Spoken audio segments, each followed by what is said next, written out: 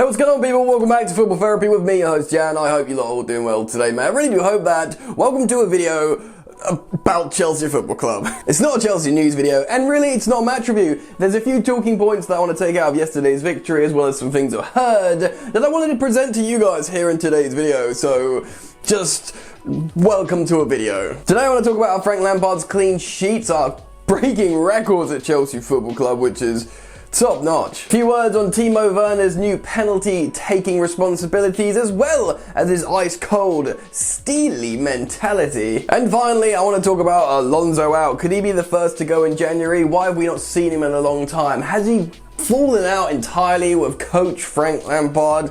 Well, we can only speculate. Anyway, make yourself comfortable, settle in as we get into this video. Consider dropping a like if you want to help out your boy, subscribe if you're new, follow me on Instagram if you want to see more of this beautiful face. Plugs out the way. Alright then, let's get into it. Where to start? I think it's probably fair we start with this stat that kind of blew my mind a little bit.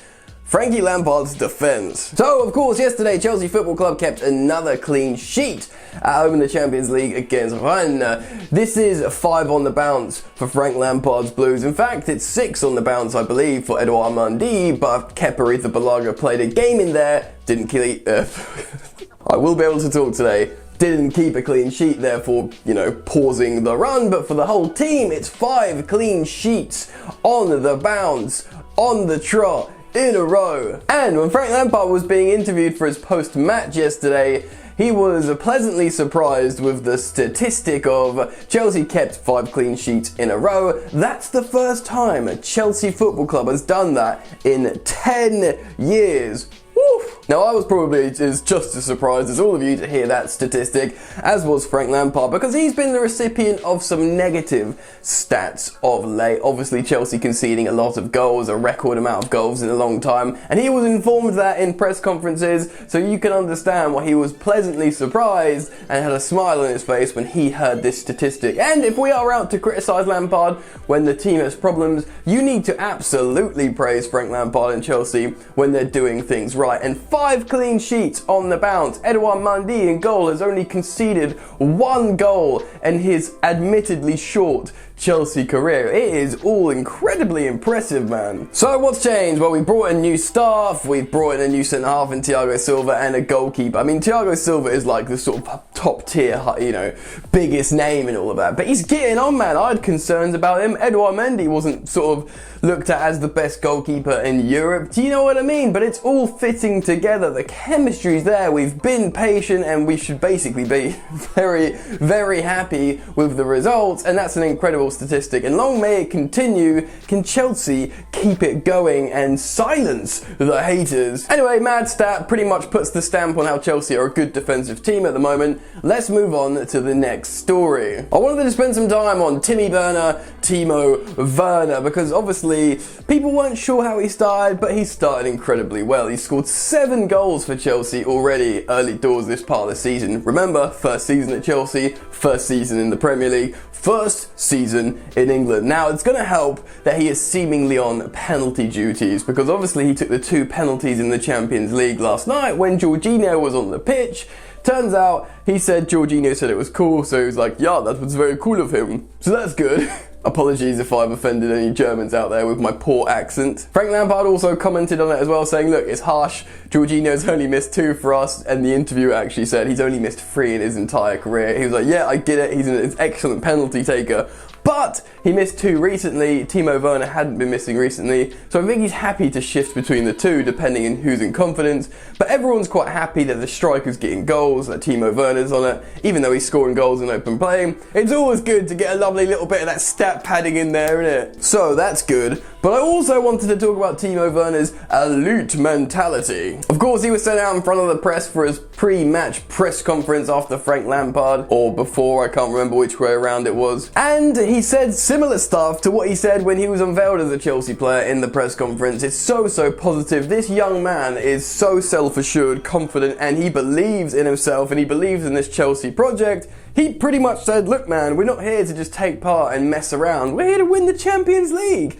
You know, he said if not next season, but this season as well. We want to win the Champions League, man. Look at these players. Look at what we're doing. Look at these clean sheets. Look at these goals. Look at this talent that is still yet to fully flourish in Frank Lampard's Chelsea side. We're out here, man. We're out here to win the Champions League. It's a cup competition. And why not believe the young German super confident gunman?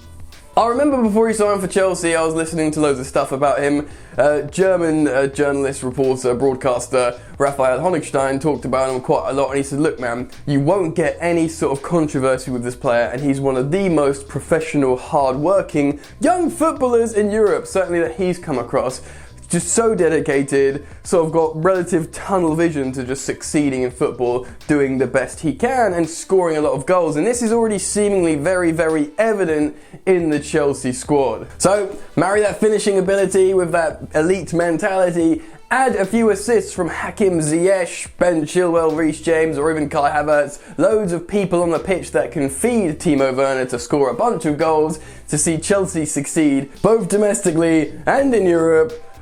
God, I love Timo Werner. Alright, let's move on to the final story that I wanted to talk about in today's video. One thing that I've noticed, and I spoke about actually yesterday's match review, is Frank Lampard has brought on Emerson a couple of times, because in the right back position we know it's Reece James, and we know generally he rotates with Cesar Azpilicueta, or sometimes they might both play together if it's a free back system being played. And we know, of course, Ben Chilwell is first choice for the left back and now left wing back position. Now that should have raised flags early that Ben Chilwell was first choice for the left wing back position. Well, that was always Marcos Alonso's position. Even if he wasn't being first choice for left back, he'd always come in for left wing back. But no, when we've done that recently, Ben Chilwell's played that position. But what should be raising more red flags for Marcos Alonso is the rotational left back, the second choice, the guy to come off the bench, is now seemingly Emerson Palmieri. He's come off the bench a couple of times, maybe even 3 times, for Ben Chilwell to rest Ben Chilwell.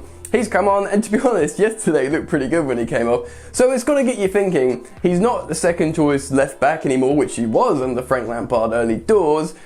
First choice, in fact, at one point. Damn, difficult times. Now he's not even second choice left back. We know they had a bust up a while ago when he wanted to go and sit on the bus rather than watching the team. Frank Lampard made an example of him in the locker room, shouting at him. We all were led to believe, though, that that was over, and then they shook hands, and maybe they did. Frank Lampard implied in a press conference that he has to, you can't hold grudges. He's got to move on, which makes sense. It's the sensible, responsible, grown-up thing to do. But at the same time, there's no evidence here that Marcos Alonso may be reintroduced back into the team. So if Chelsea are looking to do one more bit of business in the January transfer window, maybe bring in a central defensive midfielder, we know they've got to flog a couple of players to make some of that dollar. You're probably thinking Marcos Alonso is the first player to have the big for sale sign on his chest, maybe trying to get Conte to buy him over at Inter, and I imagine Chelsea will probably try and sell another couple of players. We'll have to see what happens there, but it does look like Alonso's done out here, man. So what do you guys think? Get down in the comment section below, express yourself, your thoughts and your opinions, and all these things I've spoken about in this video today. If you've enjoyed it, please do drop a like, subscribe to Football Therapy if you want, if you're new. Bell notifications icon switched on because it will notify you whenever I put videos up, and that's important, man, so make sure you hit the bell. Other than that, my friends, enjoy the football, and I will see you later. You ain't so tough with that bad boy talk. I'ma get it how I'm living, I'ma walk the walk. Outline my lines, I rap through thought. Body bag the verse, outlined in chalk. In my life seen trouble, hustle on the double. Silence on the trigger like my pick got a muzzle. Yo chick like to guzzle, bad boy stay in trouble. I only love this paper, sorry I don't. I laugh me baby.